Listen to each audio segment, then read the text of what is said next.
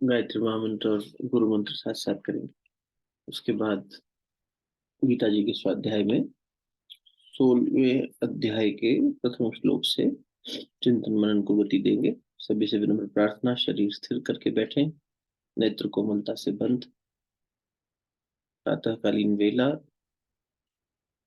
सूर्य जी का दिव्य प्रकाश धरती को प्रकाशवान करता हुआ, पूरा सौर मंडल जगमगाता हुआ, और उसी ज्ञान की शक्ति से, उसी प्रकाश से, उसी चिन्मय सत्ता से हमारा अंतःकरण भी प्रकाशित होता है। ओम भूर्भुवः स्वः तत्सवितुर्वरेण्यं भर्गो देवस्य धीमहि धियो यो नः प्रचोदयात्। ओम गुरुर्ब्रह्मा गुरुर्विष्णुः गुरुरेव महेश्वरः, गुरु साक्षात् परब्रह्म तस्मै श्री गुरुवे नमः। अखण्डमण्डलाकारं व्याप्तं येन चराचरं तत्पदं दर्शितं येन तस्मै श्री गुरुवे नमः। मातृवत् लालयित्री च पितृवत् मार्गदर्शिका नमोऽस्तु गुरुसत्तायै। श्रद्धा प्रज्ञायुता चय दोनों हथेलियों को आपस में मत दिए। प्राप्त दिव्यता को मुखमंडल पर, अपने हृदय स्थान पर स्पर्श कराइए। बहुत बहुत प्रणाम, बहुत बहुत स्वागत। हम 16वें अध्याय का चिंतन मनन शुरू कर चुके थे। उसी में दोबारा एक बार थोड़ा सा पहले श्लोक को देखते हैं, जिसमें अभय पर बात हो गई थी कि भय क्या है और भय कैसे आता है। फिर से देख लेते हैं थोड़ा सा। 16/1। अभयम सत्व संशुद्धि ज्ञान योग व्यवस्थित च दानम दमः यज्ञ स्वाध्याय तपः च आर्जवम। दैवीय संपदा की बात भगवान कर रहे हैं। हे अर्जुन, मैं तुझे उस दैवीय संपदा और उस आसुरी संपदा के बारे में बताता हूँ।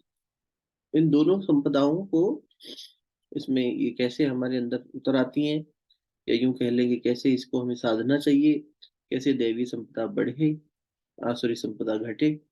इस पर 16वां अध्याय टिका हुआ है। भगवान ने जो पिछले अध्याय में खुद को पुरुषोत्तम योग में व्याख्या करी, जिसे आप फिर बता दें कि शास्त्र का उपाधि मिला ना, क्योंकि उसमें जीव की और परमात्मा की और संसार की, तीनों की व्याख्या, जहाँ इन तीनों की व्याख्या मिले और जीव को ये मिले कि इस संसार से मुक्त कैसे होना है, उस की क्वालिफिकेशन जहाँ ये सब चीजें मिल जाए, मतलब वो एक शास्त्र है। तो 15वें अध्याय में भगवान ने हमें पुरुषोत्तम योग के बारे में बताया, और केवल भगवान ही जीवन का उद्देश्य है, भगवान ही सर्वत्र है, ये सब समझाया। और उसके बाद अब उन्हीं की शरण में जाना, ऐसा आचरण करना, ऐसा जीवन जीना जिसमें हम उस सुप्रीम इंटेलिजेंस की प्रेजेंस को अनुभव कर सके। कोई गवर्निंग एक फोर्स है, तो उसकी गवर्नेंस को समझना। अब ग्रेविटी है, वो हर जगह उपलब्ध है, कहीं भी चले जाइए आप और हर एक के लिए उपलब्ध है। रात और दिन है, सबके लिए उपलब्ध है। नियम है ना। ऐसा नहीं है कि किसी दिन सूरज आएंगे किसी दिन नहीं आएंगे, सवेरा होगा कभी नहीं होगा। एक डिसिप्लिन है। जैसे जैसे हमने मनुष्य होने के नाते उस डिसिप्लिन को, प्रकृति को और उसके चलाने वाली सत्ता को समझना शुरू किया, वैसे वैसे हमारा जीवन व्यवस्थित होता चला गया। तो उसी को और गहराई से समझना। अब हमने ये बात इतनी ज्यादा समझ ली है कि इतना हम इसके लिए इससे यूज टू हो गए हैं कि हाँ, पता है सूरज तो रोज निकलेगा ही, धरती तो ग्रेविटी कभी छोड़ेगी ही नहीं। अब ये पता लग गया तो इससे हम व्यवस्थित हो गए, लेकिन इसके आगे की जो और सटल फोर्सेस इसके पीछे काम कर रही है, उन्हें भी जब इसी तरह हम समझने लगेंगे तो जीवन और व्यवस्थित होता चला जाएगा। तो उस को समझने के लिए जब हम आगे बढ़ते हैं, तो जो हमारे पास उपलब्ध होता है, जो पूंजी हम इकट्ठी करते हैं, उसे दैवीय संपदा कहते हैं। दैवीय संपदा और आसुरी संपदा। तो सबसे पहला कहा गया अभय। इस पर चर्चा हुई थी पीछे। अभय का मतलब हुआ भय रहित होना। और भय का मूल क्या था? मोह। मानस जी में तुलसीदास जी ने लिखा मोह सकल व्याधिन कर मूला। मोह जो है वो सभी व्याधियों का मूल है। और जब मोह आ जाता है व्यक्ति में तो फिर वो और ज्यादा लोभी हो जाता है, और ज्यादा कामी हो जाता है, और ज्यादा क्रोधित हो जाता है। वात पित्त और कफ जैसे तीन विकार हैं, वैसे तीन शूल हमारे अंदर पैदा हो जाते हैं। तीन शूल पैदा हो जाते हैं इस एक व्याधि से, भय से। जब भय रहित होगा व्यक्ति तब तो ठीक है, लेकिन जब भय है तो भय होगा, जैसे कोई पढ़ा लिखा है तो उसे इस बात का भय होगा कि मेरा मान सम्मान हो, और मान सम्मान हो जाए तो इस बात का भय होगा कि सम्मान खो जाए। कोई जवान है, युवा है, तो उसे बूढ़े होने का, यौवन ना खो जाए मेरा, इस बात का भय लगा रहता है, वो अपना यौवन बचाने में लगा है। कोई धनवान है तो सरकार से, राजा से, इनसे बचने में लगा है कि मेरे से टैक्स ना वसूल ले, मेरा पैसा ना ले। हर व्यक्ति के पास अगर कुछ है तो उसके खोने का भय। जो वस्तु मेरे पास उपलब्ध है, चाहे वो सांसारिक जड़ पदार्थ के रूप में हो, चाहे इस बौद्धिक क्षमता के आधार में हो, ये किसी भी रूप में जो चीज मेरे पास उपलब्ध है वो मुझसे छिन ना जाए, खो ना जाए, ये जो स्टेट है ये भय कहला रही है ना। It is mine. अब ये किस वजह से पैदा हो रहा है? मेरेपन की वजह से। मेरा पैसा है, मैं ऊंचे कुल में पैदा हो गया तो बदनाम ना हो जाए, तो मेरा नाम, इससे मुझे इतनी आसक्ति है, इतना अटैचमेंट है, इतना मोह है इससे कि इसके खोने का मुझे भय लगता है। अब ये सारे जिसे मैंने अपना माना हुआ है, उन सब में कोई भी अगर उतार चढ़ाव आता है तो व्यक्ति व्यथित हो जाता है। तो संबंधों में भी यही होता है। रोज अनेक लोगों का जन्म हो रहा है, रोज अनेक लोगों की मृत्यु हो रही है।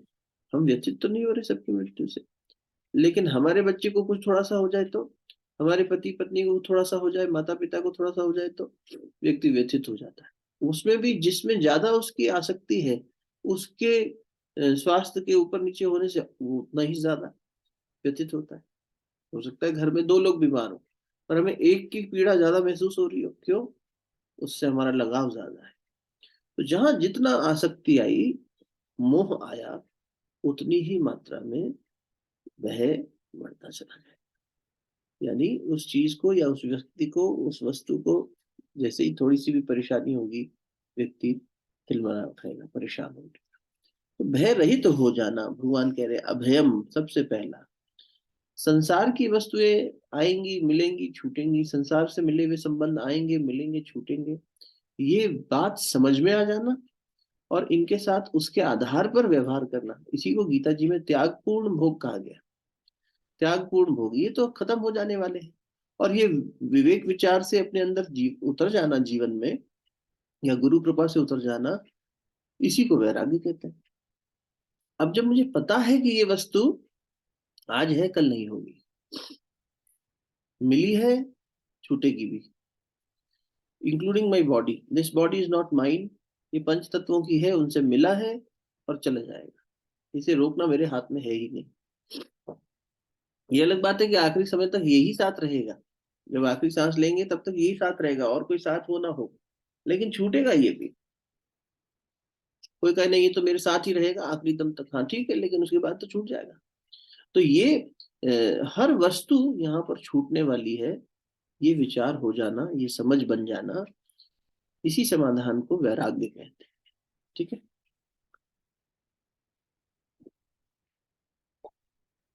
दूसरा भगवान कह रहे हैं सत्व संशुद्धि, अंतःकरण की अत्यंत शुद्धि। तो यहाँ पर बात आती है पवित्रता की।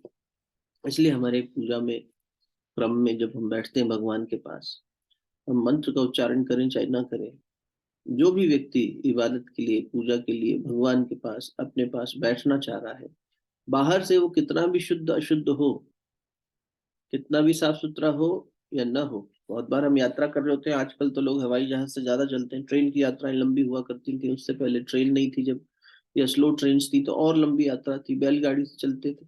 ये क्या उस समय पे करते थे? स्नान इत्यादि और पवित्र, और बाहर का शौच थोड़ी ना हो पाता था। शौच यानी पवित्रता, भीतर की पवित्रता पे जोर दिया गया। इसलिए कहा गया कि कुछ नहीं तो थोड़ा सा जल लेकर अपने ऊपर मंत्र लेकर छिड़क लिया, वो भी नहीं मिला जल, मंत्र तो आता है नहीं, मंत्र भी नहीं आता, भाव तो शुद्ध है, भाव शुद्ध बना लो। हे परमात्मा मुझे भीतर से पवित्र करो, मैं आपके पास बैठना चाहता हूँ। हे अंतरात्मा मैं आपके साथ बैठना चाहता हूँ। I just want to be with my self. छोड़ दो चलो इतनी आध्यात्मिक बात भी कि परमात्मा है नहीं है, लेकिन हम अंतरात्मा के साथ, स्वयं के साथ बैठना चाहते हैं। So when I want to sit with my self, my mind has to be pure. उसमें जो आ रहा है वो पवित्र आए, श्रेष्ठ आए, और उसके आधार पर मैं अपने जीवन का समाधान प्राप्त कर सकूं। जो भी मेरे को जानकारी अपने बारे में लेनी है, कोई समाधान निकालना है, जो मैं अपने साथ बैठकर समय बिताना चाह रहा हूँ, चाहे वो पीस के लिए हो, चाहे सोल्यूशन सीकिंग हो, चाहे हैप्पीनेस के लिए हो, चाहे इनर सेटिस्फेक्शन के लिए हो, पर्पस कुछ भी हो सकता है। लेकिन when I am wanting to be with my self, first prerequisite is, my self कह लो या परमात्मा कह लो, पवित्रता। सबसे पहली चीज पवित्रता। तो इसलिए बार बार प्रार्थना में ये प्रार्थना की जाए कि हमें पवित्र बना दो, पावन बना दो। जितने हम पावन होते चले जाएंगे, पवित्र होते चले जाएंगे, उतना ज्यादा हमारे अंदर क्लैरिटी आती चली जाएगी। तो प्योरिटी क्या है, क्या पता लगे हम प्योर हैं कि नहीं? इंटीग्रिटी पहला सूचक है प्योरिटी का। जो भाव है वो शुद्ध हो रहा है, जो अशुद्ध है वो भी मैं स्वीकार रहा हूं। फर्स्ट आई एक्सेप्ट, ये मेरे में सामने जो है दिख रहा है। Now I choose how to act upon it, कैसे मैं इस पर काम करूं। प्योरिटी का मतलब ये नहीं है कि मैं बिल्कुल सतो गुणी हो गया पूरी तरीके से तभी प्योर कहलाऊंगा। Purity means you realise and understand कि हाँ ये सही है, समझ में आ रहा है, ये बार बार गड़बड़ पैदा कर रहा है, इसमें मैं बार बार फेल हो रहा हूँ, ये चैप्टर नहीं समझ पा रहा है, ये चैप्टर तो समझ में आ गया। तो जो नहीं समझ में आ रहा है उसे ठीक से समझ सकें, इसके लिए धैर्य की आवश्यकता पड़ेगी, फिर समर्पण की आवश्यकता पड़ेगी, और फिर उसको धीरे धीरे धीरे धीरे करके और बेहतर बनाएंगे तो ये पवित्रता बढ़ती चली जाएगी और जो ब्लॉक्स थे वो हटते चले जाएंगे। तो इस प्रकार जब साधक भगवान के पास बैठना शुरू करता है, हे अर्जुन, तब धीरे धीरे उस मेरी शरण में, क्योंकि पुरुषोत्तम युग में आ गया, सब त्याग के मेरी शरण में आ गया। अब आ गया तो फिर क्या मिल जाएगा, ये चीजें मिलने लग जाएंगी। भगवान के पास बैठेंगे तो मिलने लग जाएंगे का मतलब क्या हुआ? वही उपासना, जिसके पास बैठेंगे वैसे गुण आएंगे। सूर्य के पास बैठेंगे गर्मी मिलने लग जाएगी। वैसे ही जब भगवान के पास बैठेंगे, यानी भगवान क्या है? पुरुषोत्तम। पुरुष क्या है? कॉन्शियसनेस, सुप्रीम कॉन्शियसनेस के पास बैठेंगे, वही अंदर वाली आत्मा होगी, तो उसके गुण आने लग जाएंगे। आत्मा को किसी का भय है क्या? नहीं। आत्मा अशुद्ध है क्या? नहीं। आत्मा में अज्ञान है क्या? नहीं। आत्मा के अंदर किसी प्रकार का कॉम्प्लेक्स है क्या, कॉम्प्लेक्सिटीज है क्या? नहीं। जब हम सरल है एकदम। तो ये सारे गुण आत्मा में है, सहज रूप से मन में आने लग जाएंगे, जीव में आने लग जाएंगे। वो जो शुद्ध बुद्ध मेरा स्वरूप है, उसके पास ये क्वालिटीज ऑलरेडी हैं, that is already there. All we need to do is open the lock and access it. तो हमारे पास वो खजाना जो छुपा हुआ है, उस खजाने को एक्सेस करने लगेंगे। जब एक्सेस करने के लिए, जैसे आप किसी चीज को एक्सेस करते हो, मेहनत करते हो, उसके आपने तिजोरी में कोई चीज बंद है तो खोलोगे, निकालोगे, संभालोगे, और उसके पास जब बैठोगे तो ध्यान से रखोगे। हमें याद है हम छोटे थे उस जमाने में, बैंक के लॉकर्स भी बहुत महंगे होते थे, तो अगर घर पे कोई सामान रखा होता था या बैंक के लॉकर से कभी लाया जाता था फेस्टिवल्स पे कि चलो गोल्ड है या कोई ऐसा ऑर्नामेंट है, तो उसको बिल्कुल संभाल के रखा जाता था। छोटी छोटी सी चीजें। अब हमारे लिए, बच्चों के लिए क्या है, किसी के कान की बुंदे, अंगूठी खो गई, खो गई, खेल खेल में हमारे लिए तो खिलौना है, तो बच्चों से संभाला जाता था उसको। यानी इतना छोटा सा पाउच है, उसके अंदर क्या होगा, लेकिन वो मूल्यवान चीज होती थी। तो ऐसे ही जब संसार में हम मूल्यवान वस्तु को इतना सहेज के रखते हैं, संभाल के रखते हैं, ये दैवीय संपदा वही वो है। अब अंतरात्मा के पास ये गुण उपलब्ध है। जब हम उसके पास पहुंचते हैं तो वो सहज रूप से हमें मिलने लग जाता है, तब हम और भयमुक्त होने लगते हैं। जैसे जैसे ये समझ में आ जाएगा, देखो सिंपल सी बात है, अगर हम ये समझने और जीने लग जाए बार बार जैसे ग्रेविटी है, जैसे सूर्य का आना जाना है, जैसे हवा का चलना है, ये सिद्धांत उपलब्ध है, काम कर रहे हैं। और इसके साथ मैंने अपनी व्यवस्था बना ली है कि दिन में काम करना है, रात में सोना है, इस तरह से भोजन उगाना है, इस तरह से कपड़ा पहनना है। ये सब हमने प्रकृति से, मनुष्यता ने सीखते गए और करते गए। अब अगर मैं ये समझने लग जाऊं कि जो है वो मेरा नहीं है, आया है चला जाएगा, सब कुछ बाद में छूट जाएगा, कोई ना कोई किसी ना किसी समय पे छूटेगा ही, वस्तु है, व्यक्ति है, ये चिंतन जितना ज्यादा आता जाएगा उतना इनर रिजॉल्व हो जाएगा ना, भयमुक्त तो हो गए, मोह समाप्त होने लगा, कम होने लगा।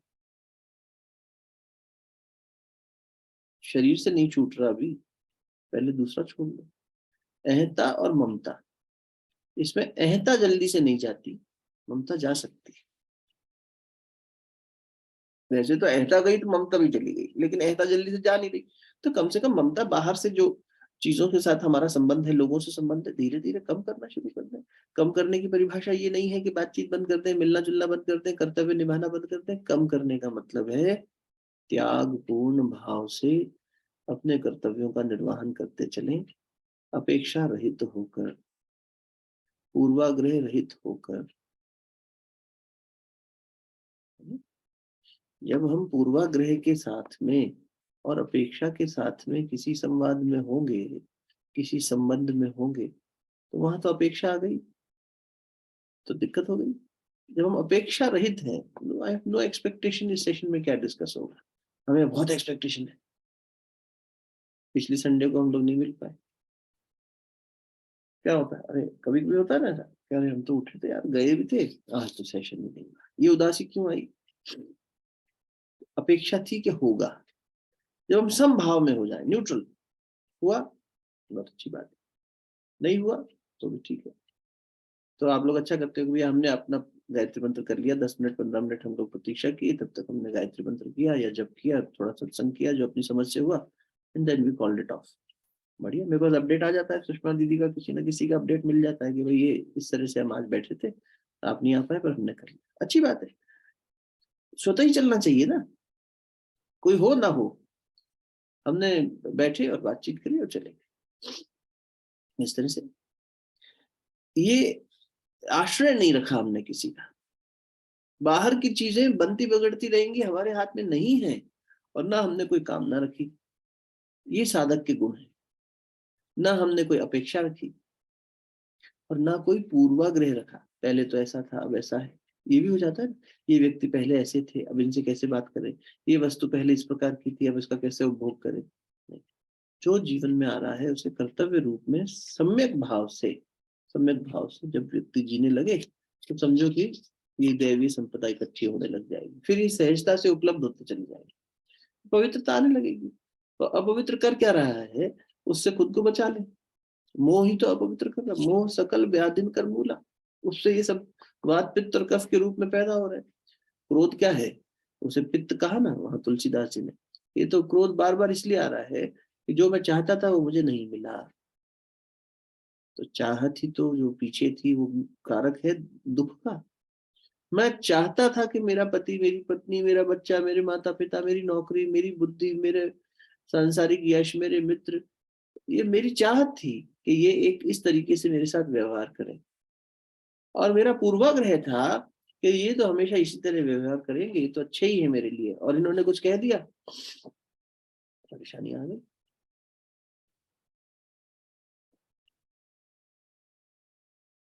बहुत सुंदर चलता हुआ संबंध, जिसमें कहीं दूर दूर तक कोई देख के ये नहीं कह सकता कि कहीं इसमें किसी प्रकार का कोई अ, परेशानी होगी, ये तो बहुत अच्छे पति पत्नी हैं, या इनका बच्चा तो बहुत समझदार है। सडनली वहां कुछ भी ऐसा दिखाई दे जाता है। कल हमारे पास एक दीदी का मैसेज आया, बहन जैसी छोटी मतलब, तो उसका, अरे भैया परेशान हूँ बात करने, अब सुबह से शाम हो गई, संयोग ही नहीं बन पा रहा हमारा बात करने का। मैं उसे मैसेज कर रहा हूँ, उसका जवाब नहीं आ रहा, वो कर रही है, मेरा जवाब नहीं। परसों रात हम जगे हुए थे गोपा की तबीयत के चलते, तो मैंने उसको लिखा, यार पूरी रात नींद नहीं हुई है तो थोड़ा सा आगे पीछे हो रहा है मामला। तो बोली मेरी भी नहीं हुई है, हम लोग भी पूरी रात नहीं सोए। मैंने कोई क्या इशू हो गया, तो अब वो बताए भी नहीं। बोले आपसे, मंजरी दी से, दोनों से बात करनी। तो जब नई बात बनी तो उसने फिर एक लाइन में लिख दिया लास्ट में कि पति के साथ बातचीत ऊंची नीची हो गई, और उन्होंने तो डिवोर्स की बात तक कह डाली गुस्से में, सुसाइड की बात तक कर डाली गुस्से में। तो ये बड़ा शॉकिंग रहा मेरे लिए कि suddenly from nowhere such an extreme expression कहाँ से आ गया। विचार प्रदूषण इतना ज्यादा है, कर्मों का लेन देन इतना ज्यादा वो है ना, व्यक्ति को अब आहत तो होता है मन, तो कर कैसे कह दिया मेरे पति ने मुझसे ऐसा, एकदम से इनके अंदर भी ये बात कैसे आ गई, इस बात को लेके यहाँ तक चली गई। अगर कोई बात ट्रिगर तो छोटी सी चीज से होती है ना, लेकिन उसका एक्यूमुलेटेड तो पहले का होता है, इसीलिए वो एक्सप्रेशन इतना हैवी हो जाता है। तो अब वो इतना हैवी एक्सप्रेशन आया है, तो यहाँ दो तीन चीजें सोचने की है कि भाई सामने वाले व्यक्ति के मन में इतना गहरा कब से चल रहा था, या ये इतना आउटबर्स्ट इतना एक्सट्रीम क्यों हुआ, और फिर उससे मुझे जो हर्ट हुआ उसे मैं खुद को कैसे संभालूं। अब सोच कर देखो कि ये पूरी इक्वेशन में भय, मोह, ये सब चीजें तो है, और हम सबके साथ हो रही है, हम सबके साथ हो रही है। इतना ज्यादा ये हो गया है, और आजकल तो मतलब पति पत्नी के बीच का तो इतना ज्यादा टर्बुलेंस चल रहा है, हर घर में मिल जाता है, किसी भी एज ग्रुप के लोगों में मिल जाता है, कहीं भी यंग एज हो, शादी हुए 2-4 साल हुए हो, 6 महीने हुए हो, या 20 साल हो गए, एक तनाव, एक उतार चढ़ाव। हमने एक यूं कह सकते हैं कि अधिक से अधिक अगर अचीव कर लिया होगा किसी कपल ने, तो ये कि हाँ we how to ignore each other and how to manage with each others deficiencies, बस। लेकिन वहां हम मोह रहित नहीं हुए हैं, राग रहित नहीं हुए, वहां भय अभी भी है, पीड़ा वहां भी होती है, प्रेम भाव वहां पर भी है थोड़ा सा, it's a mixture of all these things, है ना। तो साधक कैसे जिए फिर, तब ये बात आती है। फिर जब ये सब चेंज होने वाला है, नहीं ठीक होने वाला है, या ठीक अपने अपने लेवल पर करना होगा, मैं दूसरे को नहीं कर सकता, अपने को करना है, तो ऐसे में क्या करे व्यक्ति। तब ये बात आ रही है कि भाई then let's go into the, किसकी शरण में जाए, सुप्रीम कॉन्शियसनेस, पुरुषोत्तम। वहां ये चीजें मिलने लगी, अपने अंतरात्मा। इसी को वैराग्य कह दिया, इसी को अंतर जगत की यात्रा कह दी, इसी को आराधना या उपासना कह दिया कि चलो भगवान में अपने आप को लगाओ। भगवान में लगाने का मतलब जो हमेशा उपलब्ध है, जिसके साथ ये फ्लक्चुएशंस नहीं है, उसको थामे रहो, और उसको थामने के बाद संसार में आनंद लेना सीखो, हर परिस्थिति में। भीतर का आनंद, बाहर का आनंद तो बार बार चेंज होगा क्योंकि वो डिपेंडेंट है, लेकिन भीतर वाले पर स्थिर होना सीखो। अब भाई हम अभी इन्हीं चीजों को विस्तार में लेंगे अपन, जब पूरे साल भर पाथ टू इल्यूमिनेशन चलेगा तो ये और स्टेब्लिश होगी, जिसमें एक तरफा बात नहीं होगी। अभी तो ऐसा होता है ना कई बार कि it's more like one way, लेकिन तब हम एक एक चीज को मंथन चिंतन के उससे लेके चलेंगे, वर्कशॉप जब करेंगे तो 26 जनवरी से वसंत से, तब यही बात आएगी कि वास्तविक सुख क्या है, जाने तो सही। और फिर उस सुख को पाने में बाधाएं क्या है, और उस सुख को हम बनाए रख सकें उसके तरीके क्या है, संबंधों में सुख बनाए रखने का तरीका क्या है, मटेरियल के कंजम्पशन में सुख को बनाए रखने का तरीका क्या है। उससे सुख मिल रहा है लेकिन कुछ देर मिलेगा फिर चला जाएगा, तो क्या तरीका है कि वो बना रहे। सुख के और सोर्सेस क्या हैं, भीतरी शांति कैसे मिले, जब संसार में उसे जीने जा रहे हैं, तब जब उतार चढ़ाव आ रहे हैं ऐसे में उसके साथ न्याय कैसे करें। ये साधना ही तो है, ये सद गया। चाहे हमने माला जपी हो, चाहे हमने विवेक विचार किया हो, चाहे हमने सेवा करी हो, चाहे हमने ध्यान किया हो, चाहे कॉम्बिनेशन ऑफ मेनी थिंग्स किया हो, जो भी कर रहे हैं, जहां भी स्थिति में है, अभी हमें इतना पता है कि हम पूरी तरीके से पवित्र नहीं हुए, सत्य शुद्धि हमारे में नहीं आई, अभी हमारे अंदर राग है। अभी हमें हम ये कह सकते हैं कि नहीं अब तो हमने जीवन में इतनी वो उपलब्धि हो गई है हमारी, आयु भी इतनी हो गई, समझ भी इतनी हो गई, अनुभव भी इतना हो गया कि अब हमें फर्क नहीं पड़ता। मनुष्य ऐसा सोचता है, पर फर्क पड़ रहा है उसको। और फर्क अगर पड़ रहा है यानी चोट लग रही है या परेशानी हो रही है, किसी तरह से फ्लक्चुएशन आ रही है, भय है ना, अच्छी बात है, इंप्रूव कर लिया है, नो डाउट। आप में से कई लोग हैं जिनको संतान का भय हुआ करता था एक समय में जब हम मिले थे, संबंधों में इतना उतार चढ़ाव था कि पति के साथ, पत्नी के साथ, या ऑफिस में इतनी परेशानियां थी, या सांसारिकता में जीते समय हमारे अंदर जो ट्रेट्स थे कि नहीं हर चीज मेरे मुताबिक होनी चाहिए, अहम, आई एम ए परफेक्शनिस्ट, ये वो चीजें चेंज हुई हैं, इट्स वेरी गुड। लेकिन हम जानते हैं कि अभी और इम्प्रूवमेंट की हमें आवश्यकता है। इट्स अ कंटिन्यूअस प्रोसेस, हमें यहाँ रुकना नहीं है। और अभी अभी भी ऐसे एरियाज हैं which are still grey, which I need to address. तो जब धीरे धीरे इसको और गहराई में जाएंगे, तब जाके वो प्रकाशित पूरा हो जाएगा ना, तो सत्व शुद्धि और ज्यादा आ जाएगी। तब तीसरी बात आ जाएगी कि ज्ञान व्यवस्थितम, ज्ञान में दृढ़ रूप से स्थित होना। ज्ञान माने विजडम, वही इनर लाइट। उस इल्यूमिनेशन के पाथ पर जिस पे आगे बढ़ना है, तो वहां भीतर में जो प्रकाश है, ज्ञान है, वो ज्ञान ही मुझे हर समय संभाले रहे। कौन संभालेगा बताओ? माँ बाप छूट जाएंगे, कब संभालने आएंगे बार बार? पति या पत्नी छूट जाएगा, कब संभालेगा? बेस्ट मित्र या सखा कितना संभाल लेगा? संभालने के लिए ये ज्ञान ही है हमारे पास, ये समझ ही है हमारे पास, ये संभालेगी। कह रहे देखो फिर राग आ गया, ज्ञान संभाल देगा। भक्ति से उपलब्ध हुआ ज्ञान, जो अंदर की श्रद्धा से ज्ञान उपलब्ध हुआ, उस ज्ञान ने संभाला, उस आस्था ने संभाला। और क्या संभालेगा बताओ? ये दो ही चीजें हैं व्यक्ति को जो संभाल सकती है, श्रद्धा विश्वास। विश्वास वो ज्ञान का स्वरूप है, श्रद्धा आस्था का स्वरूप है। ये दोनों मिलके जब व्यक्ति को संभालते हैं, तब जाके कहीं ये होता है कि जीवन में लड़खड़ाते नहीं। ये दो पगडंड, दो पैर हैं, इस पर चलना सीख जाए व्यक्ति। जैसे छोटा बच्चा चलना सीखता है अपने पैरों पर, जब सीख जाता है तो दौड़ लगा सकता है संसार में। वैसे ही अध्यात्म पथ पर चलने के लिए ये दो पैर चाहिए हमें। जैसे जैसे मिलता चला जाएगा, व्यक्ति उसी ज्ञान में स्थित होने लगेगा। उस ज्ञान में स्थित होकर अपने जीवन की समस्याओं को सहज समाधान कर लेगा, कहीं जाना नहीं पड़ेगा। तब मुस्कुराना आएगा परेशानियों पर, तब लगेगा अरे फिर देखो, पहले मैं इसमें लड़खड़ा जाया करता था, गिर जाया करता था, आज मुस्कुरा पा, ठीक, अब हैंडल करना आ गया, कॉन्फिडेंस आ गया। और पता भी है कि क्रिया चलेगी कैसे, है ना? ये कहाँ से होते होते कहाँ तक पहुंचेगी, तो पहले रोक दिया, एक्सेप्ट अभी भी किया, रिस्पॉन्स बदल गया। Accept then act. जो है मेरे में आसुरी प्रवृत्ति है, ठीक, स्वीकारो पहले है। नहीं मैं कैसे हो सकता हूँ, मुझ में कहाँ गुस्सा है? इसी बात पे व्यक्ति स्वीकार नहीं कर पाता। तुमने ऐसा किया था इसलिए हमें हो गया, दूसरे को दोष देता है। जब ज्ञान में व्यवस्थित होगा तो वो कहेगा नहीं, ठीक, मैं ये नहीं हूँ। I am not this hurt, I am not this pain, I am not this anger, it has come to me by virtue of circumstances. मेरे जीवन साथी ने सुसाइड की, डिवोर्स की धमकी दी, it has come to me. मैं क्या हूँ? वहां रुक के सोच ले आदमी, मैं ये हूँ क्या? सिर्फ एक यही हूँ? नहीं, सिर्फ पत्नी तो नहीं हूँ, माँ भी हूँ, बेटी भी हूँ, नारी भी हूँ। जो मेरे अस्तित्व के और आयाम है उनको देख लूं, और उससे परे एक आत्मा भी हूँ। ठीक, अब अगर इससे पीछे हटेंगे तो वो रोना गाना कम हो जाएगा। अरे मुझे ऐसा कैसे कह दिया, मेरे पूरे अस्तित्व को थोड़ी कह दिया, मेरे अस्तित्व के एक अंश को ठेस लगी, ठीक, मुझे नहीं ठेस लगी। In the whole one segment of mind is hurt और डिस्टर्ब्ड। पहले अगर ये समझ में आ गया, तो अब इससे पीछे हटकर व्यापक रूप से इस समस्या को देख सकेंगे और एड्रेस कर पाएंगे।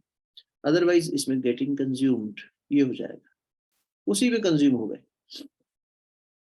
कैरिड अवे हो गए। तो लगा कि अरे भाई हमारे साथ तो बड़ा अन्याय हो गया, हमने ये किया था, इन्होंने ऐसा सोच लिया हमारे बारे में। बस सोचते रहो, डिप्रेशन में चला जाएगा व्यक्ति। वही मोह, वही भय, वही अहंकार आ जाएगा, वही कहेगा अरे मेरी ममता के साथ क्या व्यवहार हुआ, देखो हमने तो इनमें इतनी ममता रखी थी, इन्होंने हमारे साथ ये किया। मेरा समय, मेरा जीवन, मेरा सब कुछ मैंने दिया, मैंने छोड़ा, फिर वो मैं आ जाएगा। या तो व्यक्ति लड़ता रहे या रोता रहे, यही स्थिति आ जाएगी। पीछे हट जाए अगर वहां से, उस दर्द से, कि पीछे हट जाना मतलब वो सिचुएशन, ठीक है, I accept that one part of me is disturbed. What part of me is disturbed? Who am I? How do I handle it now? Change हो गया ना रिस्पॉन्स स्टाइल। तो रिस्पॉन्स अभी भी है, लेकिन रिएक्टिव नहीं है। You are acting based on ज्ञान में अवस्थित होकर, विजडम, इनर लाइट। ये जब व्यक्ति करने लगता है, बात बनने लग जाए, है ना? ज्ञान में अवस्थित होना। दानम दमश्च यज्ञश्च स्वाध्याय तपः आर्जवम। 9 क्वालिटीज हैं इस एक श्लोक में। दान, दान किसे कहेंगे? भाई सीधी बात है, जो व्यक्ति मैं मेरा से परे जाएगा वही दान कर पाएगा, और उसी को दान करना कहते भी हैं। मैं ये सोचूं मेरे पास 100 रुपए जेब में है और चलो भाई 10 रुपए किसी को दान दे दो, वो दान दान है ही नहीं, क्योंकि तुम्हें 10 रुपए देने का अभिमान और आ जाएगा कि देखो हमने 10 रुपए दिए। जिसके पास 10 रुपए थे उसने कहा कि अरे मैं क्या करूं, जिसके पास खुद के पास कम थे और सामने कोई आ गया जरूरतमंद और उसने बांट लिया उसके साथ। एक रोटी थी हमारे पास खाने को, हमने मिल बांट के खा ली, ये दान ज्यादा बड़ा है। तो दान, सबसे पहली बात तो ये कि दूसरों को देने को दान कहते हैं ना, दूसरे किसी को देना। तो अब ये बात है कि जब भी हम दूसरे को देने जाएंगे तब ये अहम आना भी स्वाभाविक है कि मैंने दिया। तो यहाँ भी मैं और तुम का जो भेद है ये मुक्त, इससे परे जाना होगा। इसलिए जो पैसे का दान है वो श्रेष्ठ नहीं माना गया, क्योंकि ये धन का दान जो है ठीक है, सामने वाले की मदद तो कर देगा, पहली बात तो थोड़े समय के लिए मदद करेगा, दूसरी बात देने वाले को भी इसमें ये आ जाएगा, अहंकार आ जाएगा। किसी भी दान में आ सकता है। ज्ञान दान करने वाले को हो सकता है कि मैं शिक्षक हूँ, मैंने सिखाया, देखो मेरे अंदर इतनी सारी क्वालिटीज हैं, मेरे बच्चे टॉपर्स निकले, मैंने इतना पढ़ाया। माँ बाप को दान देने से समय ये अहंकार आ जाता है, मैंने तुम्हें जीवन दान दिया, मैंने तुम्हें जन्म दिया। वो जीवन दान जब दे भगवान रहा है, पर माँ बाप इसी इंप्रेशन में रहते हैं कि हमने तुम्हें पैदा किया है, ये हमारा उपकार है तुम पे, हमने तुम्हें पढ़ा लिखा के बड़ा किया, you are answerable to me first then to anyone else. तो इस तरीके से वहां पर भी अहंकार आ जाता है, ये अहम आ जाता है जब भी हम किसी चीज को देते हैं किसी को। इसलिए दान को समझना ये आवश्यक है कि दान सत्पात्र को मिलना चाहिए, पहली बात। देने वाले में भी देने का भाव नहीं होना चाहिए। देनदार कोई और है, देत रहा दिन रात, लोग भरम मोह पे करे तासो नीचे नैन, है ना, देत रहा दिन रैन, लोग भरम मोह पे करे तासो नीचे नैन। हे गंग कवि रहीम खान खामा ने कहा, मैं आपसे क्या कहूँ, मैं क्यों, मेरी शर्मिंदगी में नजरें झुकी हुई हैं, लोग भरम ये कर रहे हैं कि मैं दान दे रहा हूँ, पर ऐसा है नहीं। देनदार कोई और है, देत रहा दिन रैन। जब ये विचार बनने लगेगा कि आई am not giving what I have और व्हाट इज माइन, ऐसा नहीं है कि ये मेरा था, मेरे पास है, इसीलिए मैं दे रहा हूँ, यहाँ पे मैंपन आ गया, ये फिर राग है, देखो मोह है कि ये इंटेलेक्चुअल प्रॉपर्टी मेरी है, ये धन मेरा है, ये समय मेरा है। अरे समय मेरा कैसे हो सकता है, समय तो किसी का भी नहीं है। हम कह रहे मेरा समय, मैंने दिया इतना टाइम वहां पर, थोड़ा सा किसी के साथ ज्यादा समय बिता, देखो हमने तुम्हें ज्यादा टाइम दिया, ये क्या है, मैं अपना है ना, मेरा थोड़ी समय है। उपलब्ध है कोई चीज, वस्तु, समय, कोई इंटेलेक्चुअल प्रॉपर्टी, उसको हम बांट रहे हैं एक दूसरे के साथ। ये ज्ञान हमारा अपना है क्या? हमें, चाहे आप मुझे दें, चाहे मैं आपको दूं, चाहे कोई किसी के साथ शेयर करे, ये सब पहले से गुरुदेव जैसे महापुरुषों ने बार बार ये कहा, बेटा हम कोई नई बात नहीं कह रहे, हम सिर्फ वही बता रहे हैं जो पहले से वेदों में, हमारे स्क्रिप्चर्स में सब कुछ उपलब्ध है, हम तो उसे परोस रहे हैं बेटा, आज के समय के हिसाब से उसको सरल बना के आप तक परोस रहे, बस जो आपको समझ में आ जाए, जो आपकी समस्या के लिए उपयुक्त हो। तो जब वो क्रेडिट नहीं लेते, हमारा ये है कि नहीं हम थोड़ा सा हमें क्रेडिट ले लेते हैं, एक छोटा सा आर्टिकल लिख देते हैं, ब्लॉग लिख देते हैं, सोचता है कि हमारा ही है, बस सब जगह पब्लिश होना चाहिए, इतने लाइक्स आने चाहिए, इतना सब होना चाहिए। तो व्यक्ति क्या कर रहा है, सोचो ना, हर चीज में राग है, छोटी से छोटी चीज में जो हम करते हैं उसके पीछे लोक सम्मान का, इसका उसका खूब वो होता है, हम सहज नहीं रह पाते, असहजता आ जाती है। दान हमें इसलिए अहंकारी बना देता है। गुरुदेव के उससे मैंने आपसे निवेदन पहले भी कभी कभी स्वाध्याय में बीच बीच में किया है, गुरुदेव कहते थे बेटा तो रोज एक आधा कप चाय मेरे लिए निकाल दिया। ये मान ले कि गुरुदेव को आधा कप चाय पिलानी है, कोई हमारे घर आता है मुझे चाय पूछते हैं, तो गुरुजी ऐसा करूं कि महीने भर की चाय एक साथ पिला दूं आपको।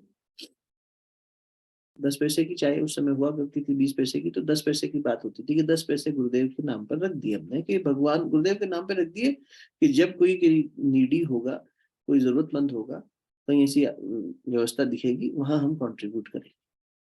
तो गुरुजी मैं 30 दिन के 3 रुपए एक साथ निकाल दूं तो? हाँ बेटा, बात तो ठीक है, लेकिन ये 3 रुपए जब तू एक साथ देगा ना, तो तेरा अहंकार बढ़ेगा। और जब तू 10-10 पैसे करके 30 दिन में इकट्ठे करेगा, तो ये 300 पैसे तेरे श्रद्धा को बढ़ाएंगे। गुरुजी मेरे पास 10 पैसे का सिक्का नहीं है। बेटा कागज पे लिख लो, एक पर्ची गुल्लक बना ले, उसके अंदर डाल दे। 30वें दिन गुल्लक खोलना, जितनी पर्ची निकले उतना पैसा दान दे देगा। गुरुजी किसी दिन 10 पैसे की ज्यादा मन आ जाए, बेटा तू 10 से ही शुरू कर। फिर ज्यादा का मन आएगा, फिर मन में ये गणित बैठने लग जाएगी, इस बार हमने इतना किया। तो एक निरंतर बनाए रख, फिक्स बना ले। इसी को धीरे धीरे धीरे धीरे धीरे धीरे कंटिन्यूअसली कर, छोटे छोटे हिस्सों में कर, जिससे कि रोज मन की पवित्रता आए। ये पवित्र बनाएगा मन को, और वो अहंकारी बना के फिर दूषित कर देगा मन को, कि देखो हमने इतना दिया। थोड़ा थोड़ा करो ना, क्या दिक्कत है? धीरे धीरे थोड़ा थोड़ा करते चलेंगे, मन भी शुद्ध होगा, और ये मैं पना भी जाएगा। और नहीं तो फिर आदमी के अंदर मैं पना आता है।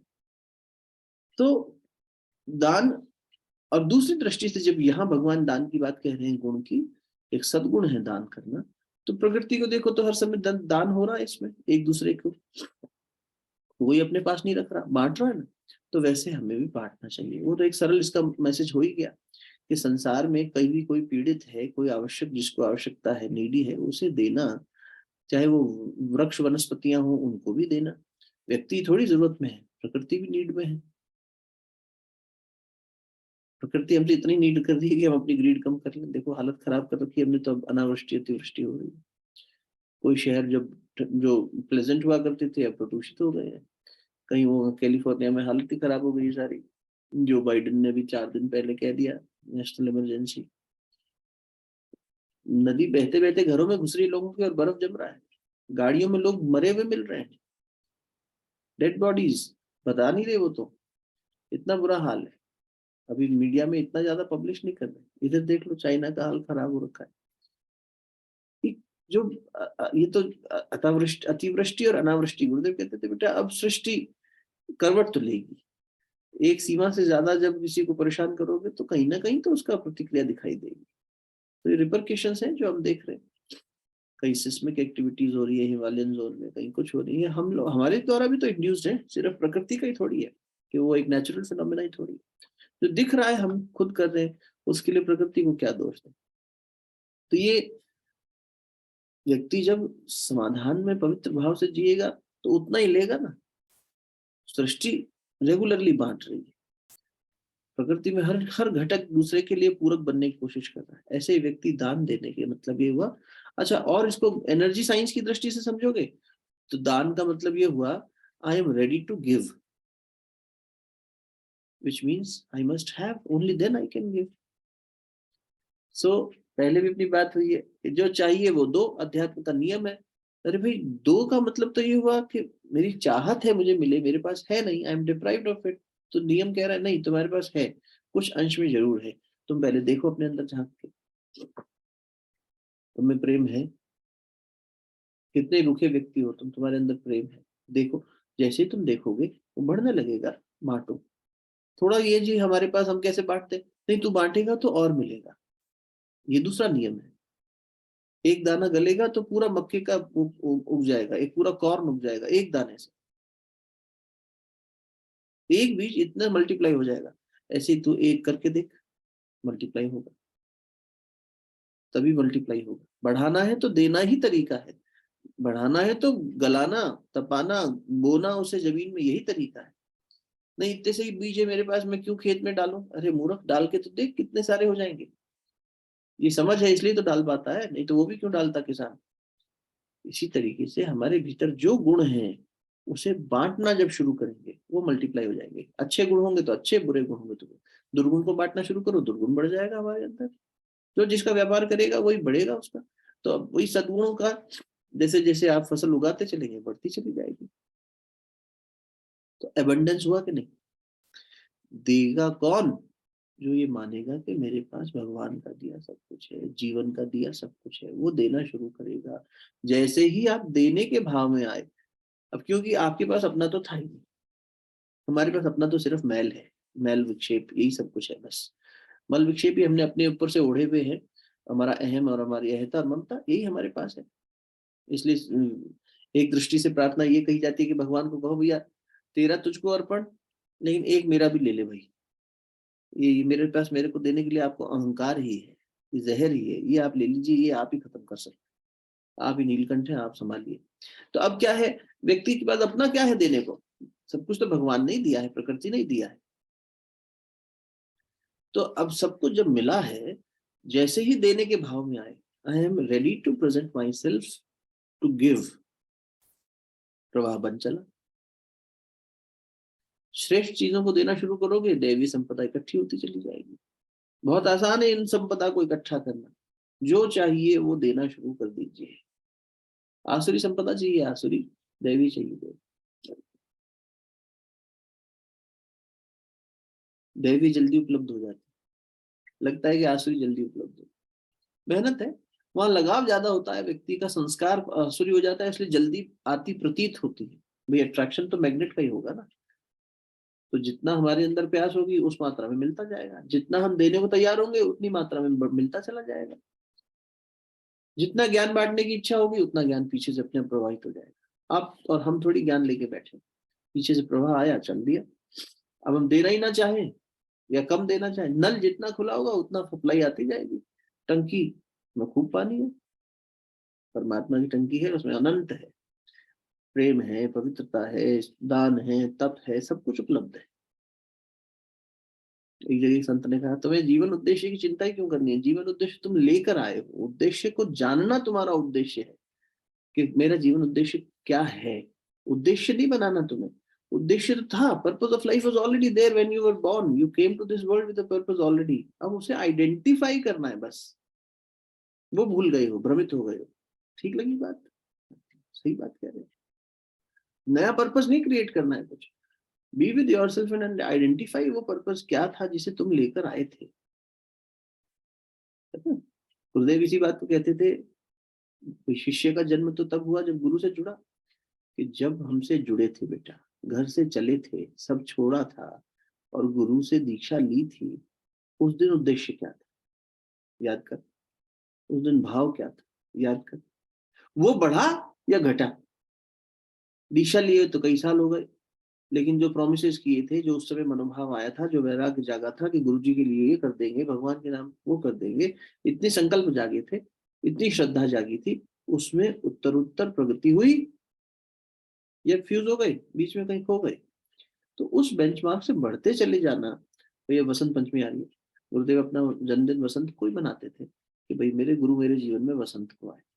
तो वसंत से वसंत हम लोगों ने भी फिर शिष्यों के होने के नाते वो परिपाटी अपनाई कि चलो हमारी दीक्षा कभी भी हुई, हम ये मानते हैं कि हमारे जीवन में नया वसंत आया, और इस वसंत से अगले वसंत तक या पिछले से इस वसंत तक हमारी उत्तर उत्तर श्रद्धा में, ज्ञान में, समझ में, भीतरी रिजॉल्व में, वैराग्य में, इस दैवी संपदा में ये एसेट्स मेरे बढ़े कि नहीं बढ़े। जिस प्रकार बाहर की दुनिया में, संसार में हम अपनी प्रगति को नापते हैं कि हमारा परिवार बढ़ा कि नहीं बढ़ा, हमारी संपत्ति बढ़ी कि नहीं बढ़ी, हमारा यश बढ़ा कि नहीं बढ़ा, हमारा धन बढ़ा कि नहीं बढ़ा, ये जो बाहर के बल हैं ये सब मदद करते हैं, ठीक है। ऐसी प्रकार भीतर में मदद करने वाली ये शक्तियां बढ़ी कि नहीं बढ़ी, ये व्यक्ति को सोचना चाहिए। This is my inner wealth, संपत्ति, स्पिरिचुअल वेल्थ, ये बढ़ी कि नहीं बढ़ी। इसी को विवेक चूड़ामणि में शंकराचार्य जी ने षड संपत्ति कह दिया, 6 प्रकार की संपत्ति, विवेक, वैराग्य, षड संपत्ति और मुमुक्षुत्व। उस षड संपत्ति में भी यही बात आती है, शमन, दमन, तितिक्षा, उपरति, श्रद्धा, समाधान, 6 शब्द आ जाते हैं। यही शमन दमन यहाँ आएंगे, अब इसके बाद भगवान कहेंगे जो है मन को जो है, जब दान करने की बात आ गई, अब देखो दानम दमश्च यज्ञश्च स्वाध्याय तप आजवम। तो दम, दम, तप, ये क्या है, दमन करना इंद्रियों का, तप करना,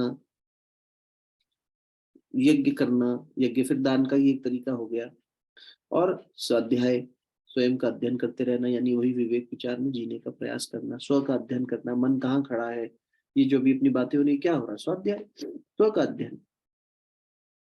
मेरी वसंत से वसंत के बीच में क्या डेवलपमेंट हुई, एक मैं अपना व्यक्तिगत बता रहा हूँ, आप अपना मापदंड बना सकते हो। कि इस पर्व से इस पर्व के बीच में। पर्व इसलिए क्योंकि पर्व उल्लास का दिन है, उत्साह का दिन है, उस दिन मन में अलग उमंग थी।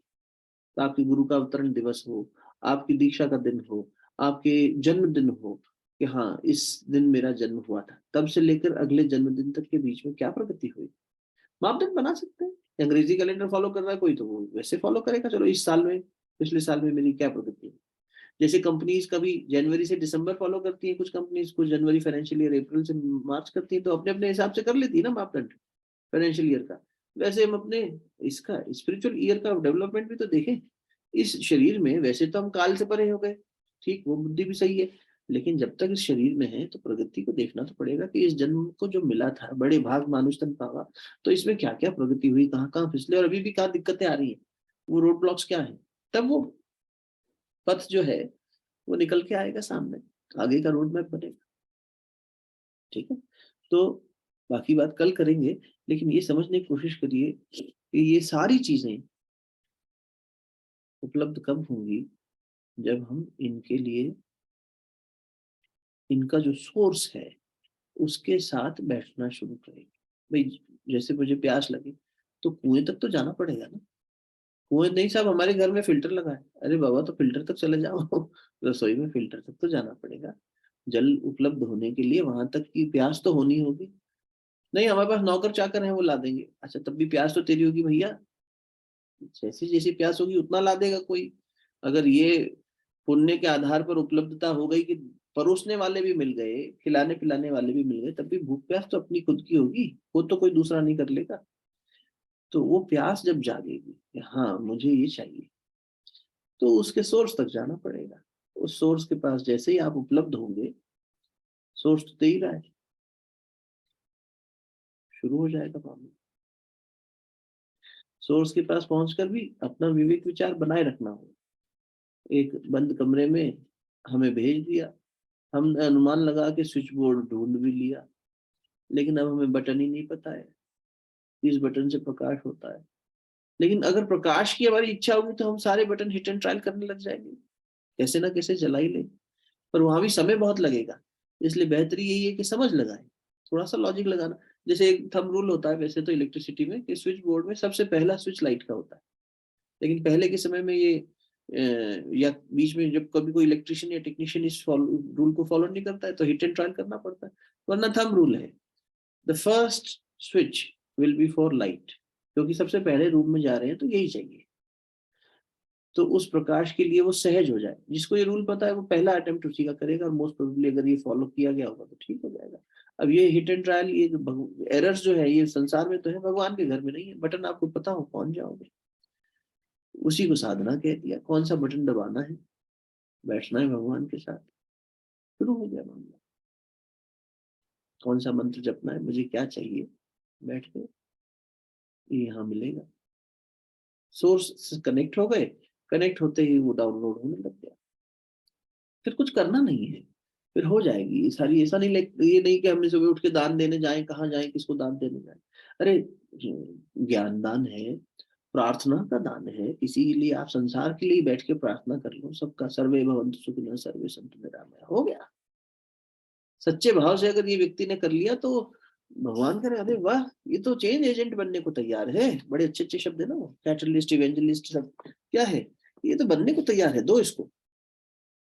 अपने आप सामने से प्रस्ताव आएगा, ये कर दे, अरे यार हमने तो सोचा भी नहीं था। भगवान ने भेजा ना प्रस्ताव कि तुम करने को तैयार थे, वहां किसी को आवश्यकता थी, तुम तो पहुंच गया, दान करने की व्यवस्था अपने आप बन गई। क्या जरूरत है इधर उधर को परेशान होने की? सहज हो जाएगा।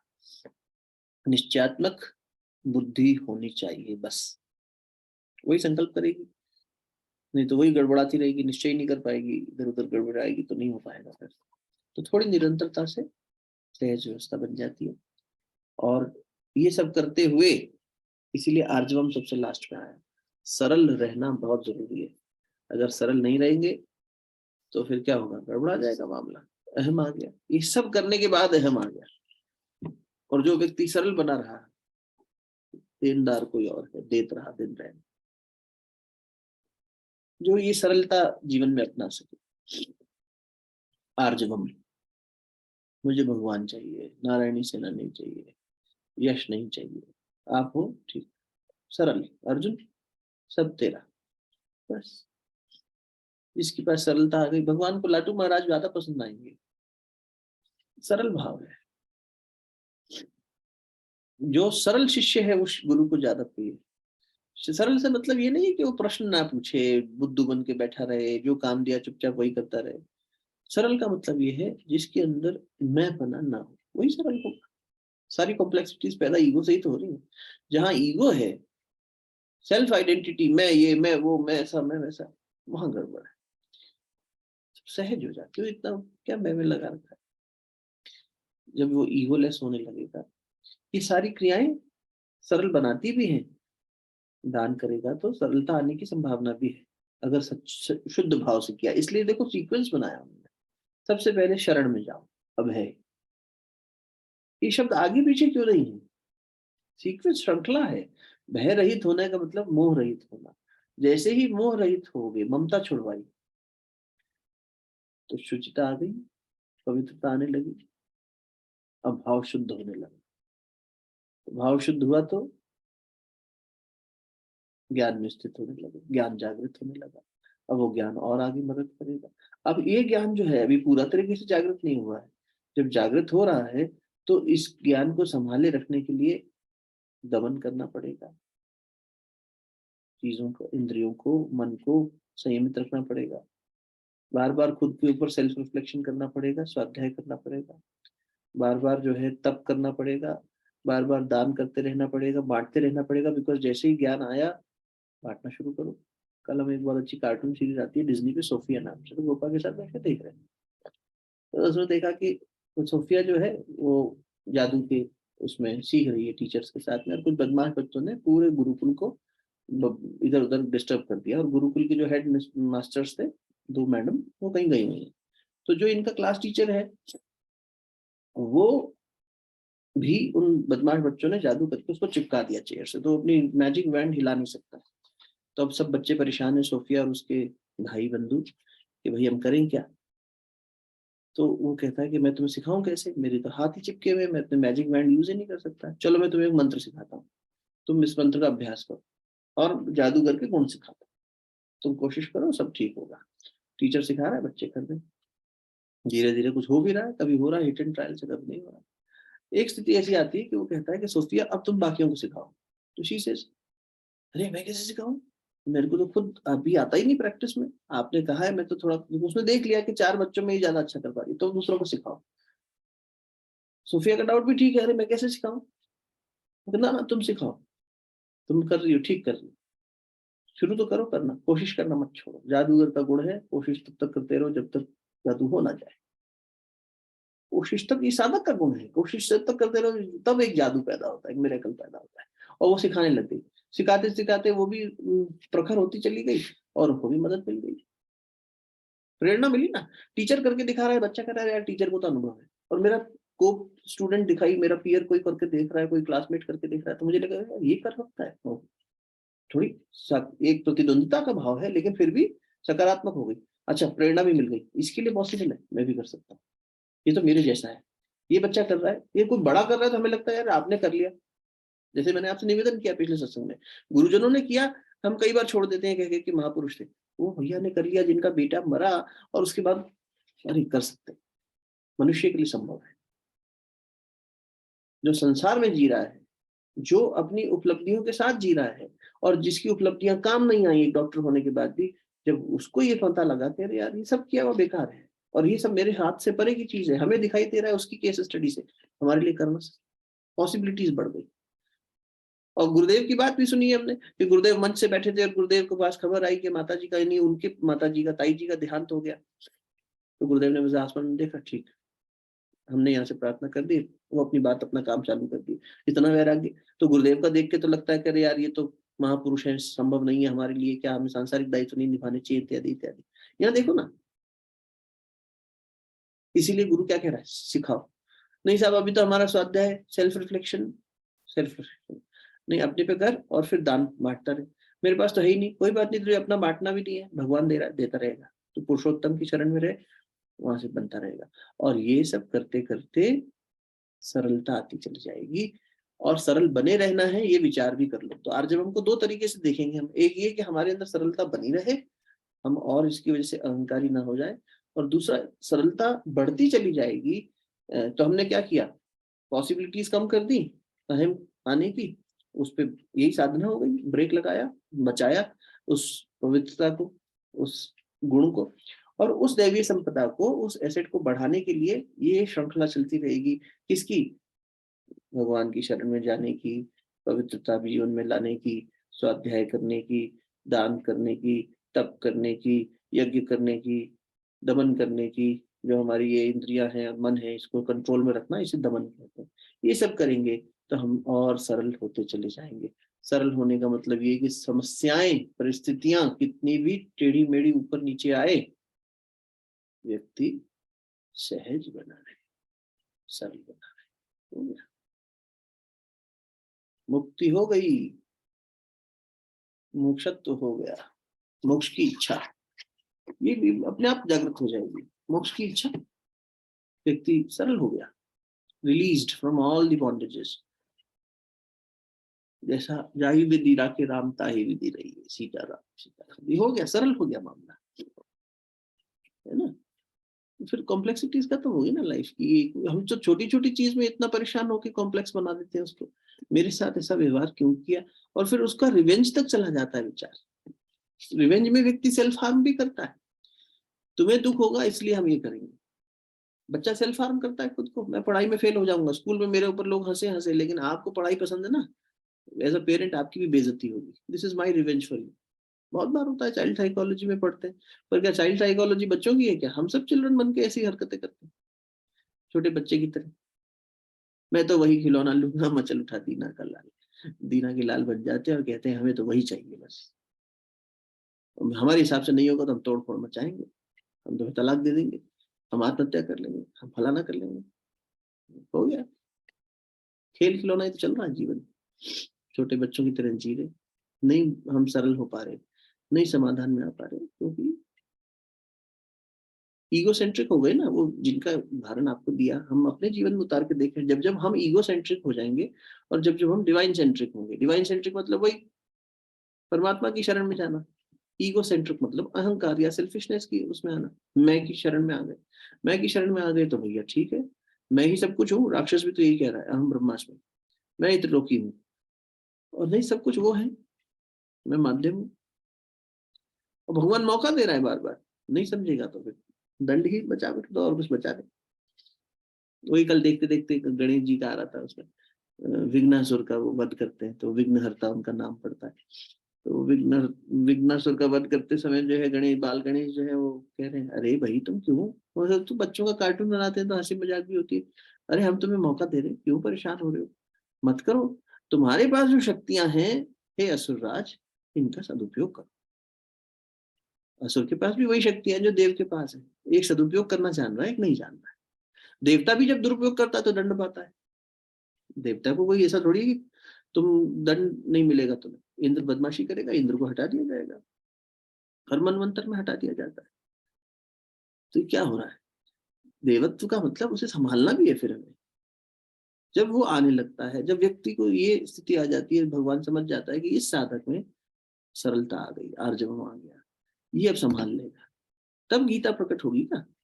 जब अर्जुन उसके सत्पात्र बने तो भगवान ने ज्ञान दान अर्जुन को ही क्यों दिया? अभी दान पे बात हो रही थी, सत्पात्रता थी अर्जुन की इसलिए मिला। और ये सत्पात्रता के ही गुण थे, और इनमें सबसे शीर्ष में सब उपलब्ध होने के बाद भी, सब प्राप्त होने के बाद भी, ये सारी संपदा के बाद भी अगर वो दीन और सरल बना रहे तो। नहीं तो ये प्राप्त करके भी अगर वो अहंकारी हो जाए, इंद्र जब अहंकारी होगा तो उसको दंड मिलेगा। लेकिन इंद्र का पुत्र ज्ञान गीता का पारा है, अर्जुन इंद्र पुत्र थे, फर्क है हुआ।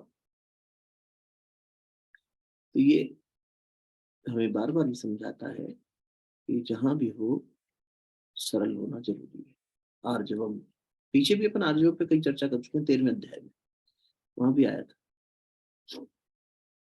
गुण ये पीछे दिखाया गया है, क्योंकि श्रृंखला की दृष्टि से ये सिंप्लिसिटी आएगी कब, जब व्यक्ति में ये फैकल्टीज डेवलप होंगी तब, इसीलिए लास्ट में आया इस श्लोक में। पर अगर पहले ही इसको पकड़ ले तो ये अपने आप पकड़ में आ जाएंगे।